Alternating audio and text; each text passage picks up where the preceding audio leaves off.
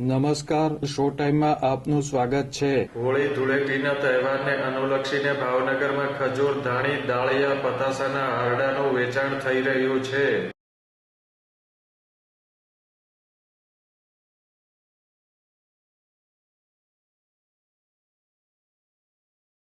ભાવનગર શહેરમાં વિવિધ સ્થળોએ હોળી અને ધૂળેટી પર્વને અનુલક્ષીને ખજૂર, ધાણી, દાળિયા તેમજ પતાસાના હારડાનું વેચાણ થઈ રહ્યું છે.